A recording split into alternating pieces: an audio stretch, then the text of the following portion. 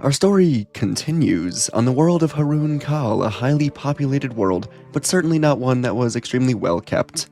But Anakin Skywalker came here around one standard week ago, and as Anakin sat down for a quick meal while his ship was undergoing some routine maintenance, he realized it has been 1 year since Qui-Gon has died, and he failed to defeat Dooku in his castle. In this past year, the galaxy changed faster than anyone could have imagined. The death of Chancellor Palpatine shook the Republic to its core, and the story that followed spread across the HoloNet within just hours. According to the official reports, a rogue survivor of the Jedi Order had stormed the castle of Count Dooku, murdering the Chancellor in a violent outburst during a meeting to bring Dooku into a higher role for the Republic. Mas Amedda backed up these reports. The Jedi, long believed extinct by then, were suddenly feared. The name Anakin Skywalker became known across the galaxy as a dangerous criminal who unleashed chaos on the Republic. The Republic had already been struggling with rising crime, political instability, and growing conflict between systems. With Palpatine dead, many senators feared the government itself might fall into civil war. But luckily, Dooku stepped forward and promised to restore order, rebuild trust in the Republic, and eliminate the threat of rogue Force users. His reputation as a former Jedi Master who left the Order gave his words weight, and his calm confidence reassured a rather frightened Senate. Within weeks, he announced his candidacy for Chancellor, and of course, Dooku won the election. The Republic wanted stability. Dooku offered exactly that, and once in office, he was granted emergency powers by the Senate to deal with the growing unrest and fear of the Jedi that was growing across the galaxy. And under these powers, he created a new Republic Security Initiative designed to protect citizens from Force-sensitive threats. Officially, the organization existed to hunt down dangerous individuals who abused the Force. Unofficially, it became the foundation for a dream Dooku has long had of a new Sith Order. The Order would first be used to tear apart Darth Maul and his crime syndicate, with Dooku leading it. For a long time, Dooku considered reuniting with Maul after his fallout with the Sith long ago, but instead, he and his Order would hunt and eventually kill Maul, proving their worth to this Republic, and his crime empire would die without him. And unlike the Sith of legend, this new Order was not built through careful training or strict tradition. Dooku just gathered Force-sensitive individuals from across the galaxy who were warriors seeking purpose, and many were simply people who had discovered their connection to the Force but had nowhere else to turn. They were taught to channel anger and fear, to use the dark side as a weapon, and to obey the authority of the new Chancellor. Most of them were inexperienced and reckless, but there were many of them, and that made them dangerous.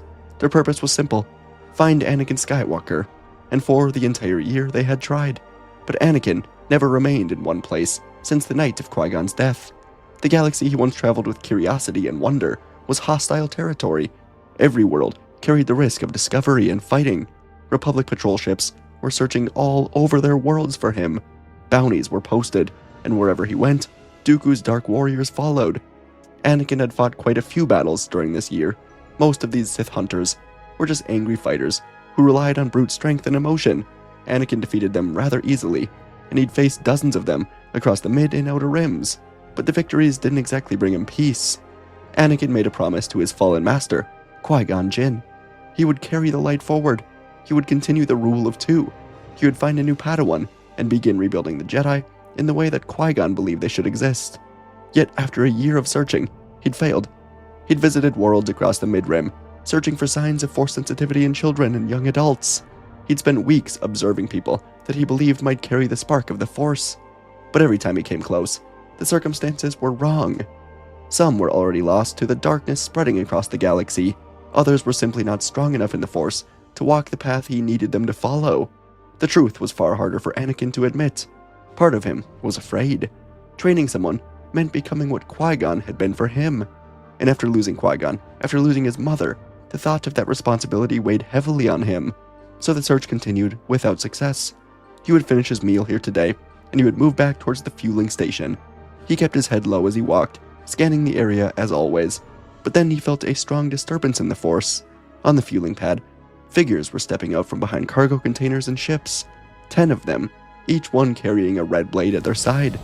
The Sith warriors have found him again, and this was a larger group than ever before. The Sith warriors would spread out in a slow circle, around Anakin. Anakin remained still at the center of the circle, and he told them that this is their last chance to turn back. The circle tightened slowly, and Anakin sighed. So be it. His blade ignited, and the Sith would rush forward together, blades swinging down as they yelled out with their power and their anger. Anakin flung his saber around, ducking under a strike and stabbing upward into a warrior before flipping over 2 more, throwing them to the ground with a hard push. Anakin held back one blade with his own, and another by grabbing the wrist of his attacker, and he watched as something strange happened behind them. A young Sith woman, standing near the edge of the group, suddenly lunged forward, but instead of attacking Anakin, she spun, driving her blade straight through the back of a Sith that was moving beside her. The woman tore her blade free and immediately turned on another attacker, cutting him down before the others even understood what has happened here. The distraction allowed Anakin to defeat the 2 Sith fighting him, and the last of the Sith charged in desperation, attacking the woman for only a moment before she slid her weapon down the man's shoulder and cut him down. The only sounds remaining were of the 2 lightsabers in distant fuel and maintenance areas. The woman turned to Anakin. She knelt down, asking Anakin to take her in.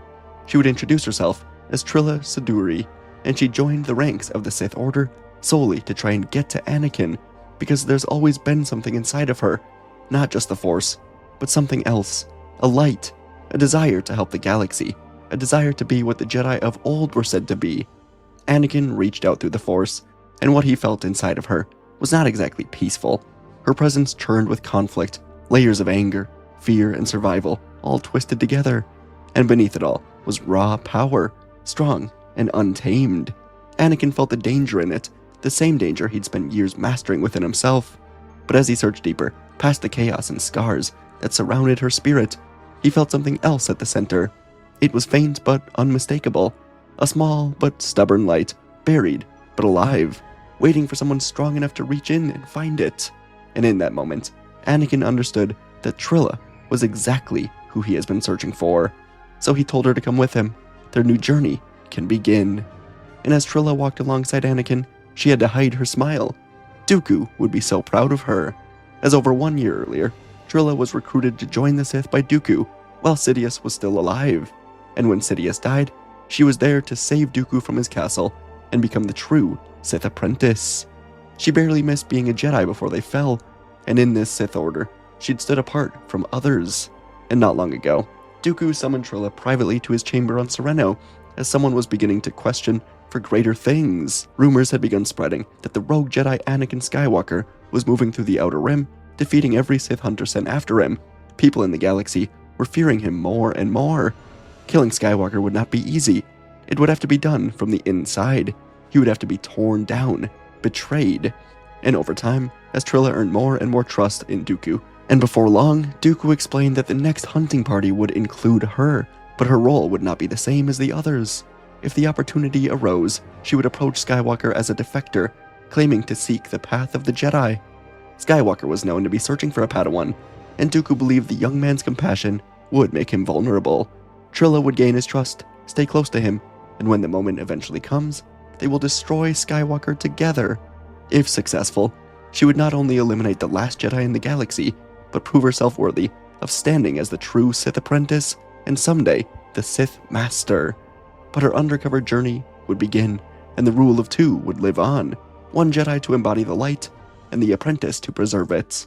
The training began almost immediately, not in temples or grand halls like the old order, but in the same way Qui-Gon had trained Anakin, out in the galaxy. At first, Trilla struggled more than Anakin expected. Her connection to the Force was strong, but it had been twisted by the teachings of the Sith. She was used to reaching into anger when she fought, letting frustration guide her movements, using fear to dominate opponents. Anakin stripped that away, piece by piece. Some days, they would land on remote worlds, where Anakin would force her to sit for hours in silence, feeling the living force around them. Whenever she struggled, Anakin smiled to himself, remembering how he grew up with Qui-Gon. The age difference here was much different, as when he trained with Qui-Gon, Anakin was only a boy. But Trilla and Anakin were only a few years separated. It was different, but Anakin became quite comfortable. The silence in these meditation sessions would make Trilla confront thoughts that she'd buried for years. But Anakin remained patient, teaching her the same way Qui-Gon always taught him, and slowly the anger inside of her stopped controlling her altogether. It would never disappear, but she learned at least to hold it back. And Anakin truly did miss his old master, but he knew Qui-Gon lived on in the Force, always watching. Other days, lessons would be harder. Anakin would spar with her, forcing her to abandon the aggressive techniques that the Sith had taught her and find a true form. When she struck with anger, he would disarm her. When she lost focus, he would knock her flat on the ground. And over, he pushed her until she understood that the Force was not something to dominate. It was something to listen to, something that flowed through every single living being. Slowly, her fighting style changed. Movements were smoother, more balanced, and the fury that drove her was fading into controlled power. And against all odds, Trilla would find herself having fun. It was a feeling she was unfamiliar with, but Anakin was so unlike anyone she'd ever met. Strong, funny, without judgment, and not pressuring her, but training her patiently. During those long months of training, Anakin also began learning all about Trilla herself. No one had ever really asked about her life before. To the Sith, she'd been nothing more than a weapon, but Anakin wanted to understand her, and during long hyperspace jumps, they talked about the worlds they'd seen, the places they'd grown up, and the lives they had before the Force found them. Trilla spoke about her home, and the world ruled by crime syndicates, where survival depended on strength and obedience. Anakin listened, recognizing pieces of his own past in many of her stories. Trilla grew up on a planet called Antotho, a small outer rim world, rich in resources, but constantly exploited by criminal cartels that stripped the planet dry. The people of Antotho had spent decades living under the control of these organizations. Their government collapsed under corruption, and Anakin could feel the anger inside of her surfacing again as they spoke of this world. So, Anakin made a decision that the Jedi of old would not have approved of. They will go back there. It had been months into their training when their ship arrived in the atmosphere of Antotho, and Trilla was quiet as she looked down at the forests and mountains of the world below. It had been many years since she'd seen it. Much of the planet looked unchanged, but the cities were larger now, with massive mining operations carved into the land. The criminal empire that controlled the planet had only grown stronger, but what followed would not be a single battle to eliminate them, but rather a campaign that lasted many weeks, alongside rebel groups of this planet that just needed an extra push from these Jedi to help them. Anakin and Trilla moved through the cities and the industrial areas all over Antotho, and the local rebel groups that had been hiding for years rose up with them. By the time the final strongholds of the criminal empire fell, the people of Antotho had begun reclaiming control over their world. Weeks of fighting back resulted in victory, and when it was over, Trilla genuinely would hug Anakin. Her life under the crime empire here was so awful. All she ever wanted was freedom for these good people, and Anakin helped her to do it. So with a smile, she brought Anakin to a small settlement where her family still lived. Her parents had believed she was long gone, and seeing her again felt almost unreal to them. But as the evening continued, the shock gave way to pride and happiness for the path their daughter was now on. The people understood who had helped free their world, and that night after the settlement erupted into celebration, fires would be lit across the galaxy, music filled the air, and for the first time in many years, the people here celebrated. Anakin stood among them quietly, watching Trilla laugh and speak with her family, and for the first time since he'd met her, he looked truly at peace.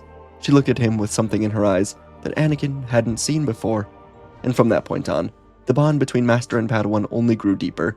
They traveled together for many more months, continuing their work across the Outer Rim. Trilla's training continued, and with each passing week, she grew stronger in the light. Her instincts sharpened, her patience grew. Anakin trusted her more and more with every mission. But as their bond grew, so did the conflict inside of her, the guilt. Trilla had not forgotten the mission that Dooku gave her. She'd been sent to infiltrate Skywalker, gain his trust, destroy him from within, learn what he is trying to build. That had been her purpose when she joined the group sent to Harun Kal. But the more time she spent learning from him, fighting beside him, and seeing the way he tried to help people across the galaxy, the harder it became to see the things the way the Sith had told her. Anakin Skywalker was not the monster the Republic thought he was. He was a Jedi, and slowly, against all expectations, Trilla realized something that deeply troubled her. She'd begun to truly, deeply care about him, and as they continued on, the center of the galaxy was changing, as Chancellor Dooku had become the most powerful leader the Republic had seen in generations.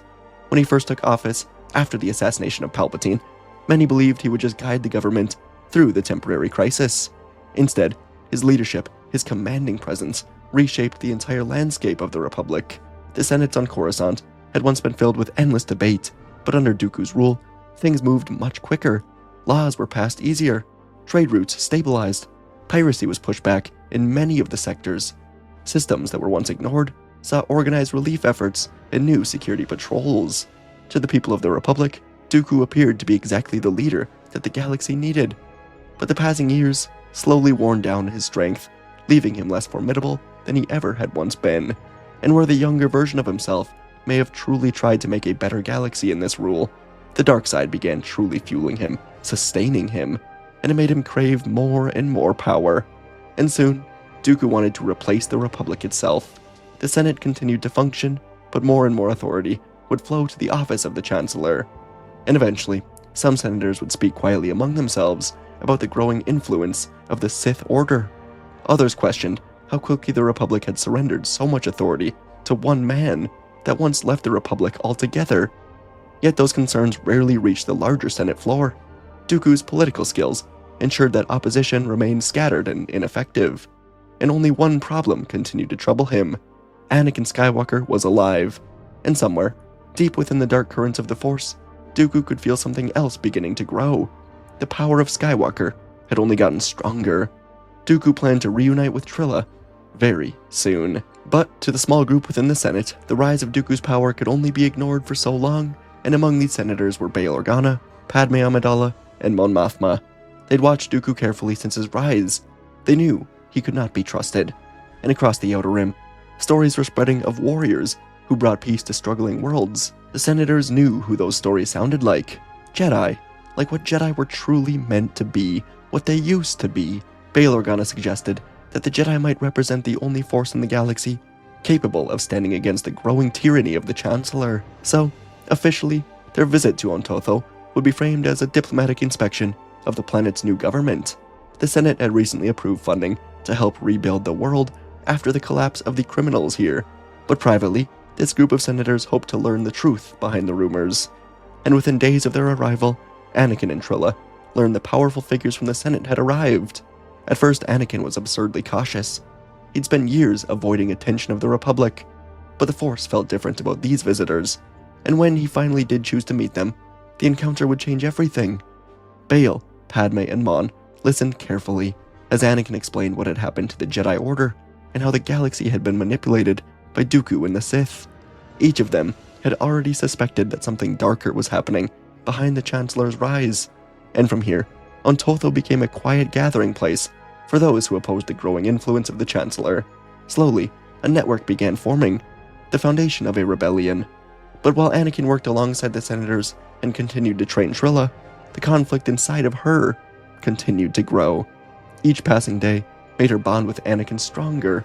Each moment she spent helping build up Ontotho made the Sith teachings she once followed feel more distant.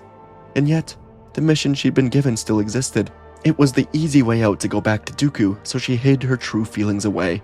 And late one night, Trilla contacted her master, Dooku, and she told him exactly what was being built on Ontotho. Dooku listened, telling her she has done well, and soon she will join him once more. He will personally lead the coming attack, and everything Anakin loves will die. And for some reason, when the message ended, Trilla wondered if that included her. The attack would come at dawn, when the first alarm sounded across the valley. Ships were tearing through the clouds as they descended toward the settlements below. Resistance fighters who'd been building defenses for months rushed into position as the landing craft struck the ground. Ramps dropped down and figures in dark robes ignited red blades as nearly 50 warriors of the Sith Order spread out across the forests surrounding the settlement. And at the center of the Dark Force was Dooku himself. The dark side sustained him now, and he carried power that had grown darker and stronger with each passing year. Inside the command center overlooking the valley, Anakin Skywalker stood silently as the Sith forces arrived. Through the Force, he could feel the chaos beginning to unfold outside. Fear, anger, and determination, it all surged through the fighters who'd gathered here on Ontotho to oppose the growing power of Dooku. And behind him, Trilla stood quietly. Neither of them spoke for a long moment, and when Anakin finally turned to face her, there was no anger, only exhaustion and disappointment. He told her quietly that since the moment that she knelt before him on Harun Kal, He'd known the truth hidden inside of her. When he reached into the Force to understand her, he felt the deception she carried. The knowledge never left him. Yet, he'd chosen to train her anyway. Beneath the layers of anger and manipulation, he'd felt something else in her spirit. Something small but real. The same light that Qui-Gon had once seen in him. He admitted that he truly believed that their bond had become genuine over the time that they'd spent traveling and training together. He believed that somewhere along the way, she began choosing her own path instead of Dooku's. But the arrival of the Sith army outside just proves how wrong he's been. Without accusing her or raising his voice, Anakin apologized for failing her. He trusted too much in the belief that someone raised in darkness could still walk into the light. And then he said he must fight, and he wishes it was with her by his side. With that, Anakin turned away, leaving her alone in the room as the sounds of battle only grew outside. The blaster fire echoed through the forests all around the settlement as the fighters clashed with the advancing Sith warriors. Explosions shook the ground. The red glow of lightsabers flashed through smoke as the Sith cut their way through the outer defenses. Inside the command center, Trilla was frozen where Anakin left her. His words echoed in her mind. He'd known the truth about her from the beginning. The mission Dooku had given her had never been hidden from him. Yet, he'd taken her in, trained her, trusted her. He'd brought her back to Ontotho, helped free the world, given her the chance to see her family again. For the first time in her life, someone had seen her as more than a weapon, and she still went back to Dooku. The conflict inside of her, finally, would break. Closing her eyes, Trilla reached into the Force. The darkness she'd been taught to embrace lingered, whispering the promises Dooku filled her mind with. Power, control. But beneath those whispers was something far stronger. The fear of what would happen if she let herself be open and join Anakin couldn't hold her back any longer. She saw the faces of the people celebrating on Ontotho the night their world was freed, the relief in her family's eyes when they saw her return. She felt the bond she'd formed with the man who trained her, and when she opened her eyes again, the choice was clear. Trilla ignited her lightsaber, running toward the battlefield. The tide of the battle began to shift as the Sith pushed deeper into the Resistance defenses. But the moment Trilla arrived in the fight, confusion spread through the ranks. And across the valley, Anakin felt the shift in the Force. Their eyes met across the battlefield for only a moment before they moved forward together. Side by side, Master and Padawan cut through the Sith forces until they came upon Dooku waiting on a ridge overlooking the fight. The two Jedi stood against the Sith Lord. Anakin nodded to his Padawan as Dooku realized that she has betrayed him, and they pressed forward side by side, striking high, low with the aggressive style that Qui-Gon once refined in him. Dooku met each blow with calm moves, turning the attacks aside and redirecting Anakin's power, as Trilla moved differently than Dooku trained her. Her style blended the disciplined control that Anakin taught her with the fast, instinctive aggression she once used as a Sith. When Anakin drove Dooku back with a heavy strike, Trilla lunged from the side, forcing him to leap away to avoid being cut down. But Dooku's mastery would soon begin to show. With a quick twist of the Force, he pushed Trilla backward, then pivoted, striking at Anakin, slashing across his side, sending him crashing to one knee. As pain surged through him, Dooku turned toward the wounded Jedi, preparing to finish the duel, but Trilla stepped between them. She locked eyes with Dooku, knowing this was the right choice. She reached into the Force not through anger, but through the calm that he'd taught her to find. The fear vanished. The world grew quiet. When she moved again, it was with complete clarity. Dooku attacked, but this time, Trilla read every motion before it happened, and she slipped past his first strike, redirected the second, then spun inside his attacks before he could recover. Her blade swept upward in a clean arc that drove straight through his chest, and Dooku froze for a single moment, as if watching the future Empire burn away before collapsing onto the stone ground. Across the battlefield below, the effect would be immediate. The dark pressure that had been guiding the Sith army vanished. Dooku's battle meditation shattered with his death, and the warriors below felt the full weight of their own fear for the first time. Their confidence collapsed into panic, and across the valley, the Sith broke formation and fled to their ships, abandoning the battlefield in chaos as the Resistance fighters moved in pursuit. On the ridge above, Trilla stood over the body of Dooku as Anakin slowly rose beside her. The Sith Lord who destroyed the Jedi was gone, and Trilla asked Anakin if he knew she was going to come back to him. Anakin just smiled and said they have much to do. Trilla was more than happy with her choice. The death of Dooku marked a new era.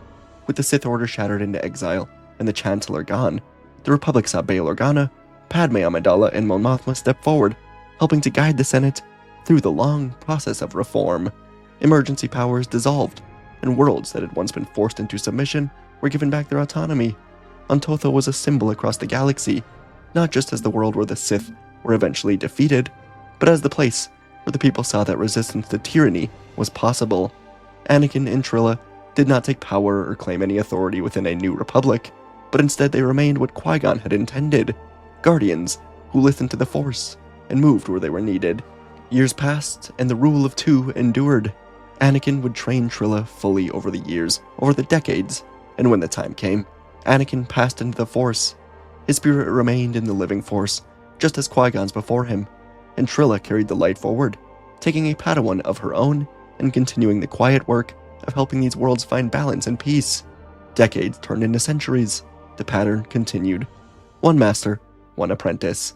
When a master's time came, they would fade into the Force, leaving the future in the hands of the one that they'd trained. And though the galaxy changed again and again with the passing of generations, the light never vanished, because those who became one with the Force never truly left. The spirits of Qui-Gon, Anakin, Trilla, and the many Jedi who followed them washed over the Order that had grown from their choices. In quiet moments, new apprentices would sometimes feel their presence guiding them, reminding them that the light was never meant to dominate the galaxy, only to endure. And through the rule of two, it did. And folks, that is our part 2 today. Man, usually my stories are like 20 to 25 minutes, but 2 30-minute parts. I don't really know what happened. I mean, I guess I enjoyed the story, so hope you guys did as well. Yeah, honestly, the hardest part of this was like, who do I want to be the apprentice of this story for Dooku and for Anakin? And eventually I was like, what if we just slide the same apprentice into both roles and kind of make it a, fun story? I enjoyed it a lot, the Trilla part of it, so I hope you guys did. Yeah, I'm gonna go. Thanks for watching, and I'll see you, yes you, in the next video.